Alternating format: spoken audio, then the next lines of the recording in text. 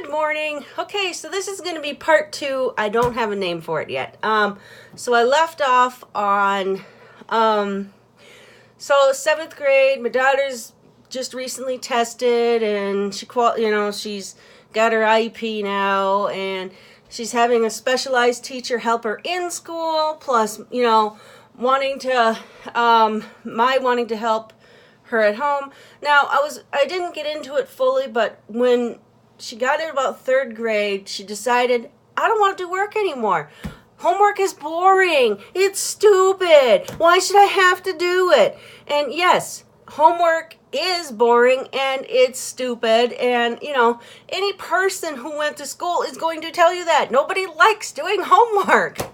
I told her that. I was like, nobody likes doing it, but you got to do it anyway. And meanwhile, while I'm doing all this back and forth arguing with her just to get her to do her homework, my husband is sitting there just like, you need to stop yelling at her. And it's like, I'm not yelling at her. We're having a conversation. He's like, well, you need to stop treating her like she doesn't, like she is required to do certain things. I'm like, it's homework. I'm asking her to do her homework. So basically he wasn't on board with it. But anyway, we're not talking about that. Anyway, her whole shtick is, I don't want to do homework. It's boring.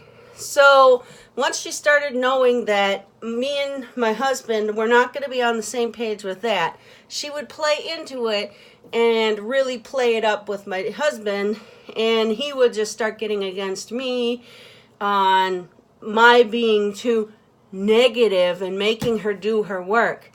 So, that also led into my alcoholism. But anyway, so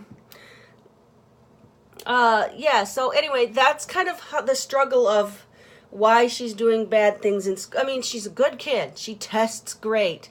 That's probably the main reason why they didn't think she had issues with stuff, was because she would never do her homework, but whenever she had like a test, she always did really well on them. So even if she applied herself to doing her homework, she would have been a straight A student. But no, she was just barely, as soon as she got into middle school, the F's started coming in, the F's in classes, and then now in high school, when she hit 9th grade, the F's were rolling in, and people are telling her, hey, if you don't start doing this better, you're not going to be able to go to college. So now she's got it in her brain that going to college is not a thing for her. She doesn't even want to try for it because she doesn't give a shit.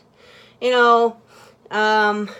used to always tell me, I hate you. I want you to die. Nobody's going to miss you if you kill yourself. Stuff like that.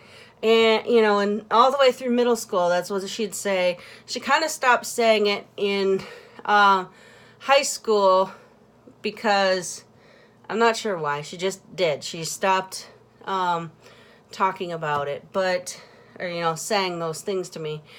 But anyway, I was the main person to do all her helping her with her schoolwork, talking to her IEP teacher, trying to get her to do her homework. Me and the IEP teacher would try to see, okay, well, if this doesn't work, let's try this. So the first things we tried were, okay, so she'll do some of those late work in school, and maybe she'll try to do some at home. So I'd be like, all right, well, we'll send her on this homework for when she comes home. And she'd fight me for hours. I would make her sit at the table, at my counter or my kitchen table for hours. She'd just sit there and do nothing for like 3-4 hours. And then, of course, when my husband comes home, he's like, just go. And, of course, then she just, goes and does whatever she wants. She'll go sit on her computer and play with her friends like nothing happened. And, my husband was very encouraging of that behavior, so she kept starting to get used to it. I'll just sit here when when mom's just home. But when dad gets home, I get to be free and do whatever I want. It's kind of like that with the dog, too. She's a good behaved dog when I'm home, but as soon as he gets home, she's free and does whatever she wants. She'll bite people. Anyway, it's not about the dog. But anyway, so let's see, 4 minutes, okay.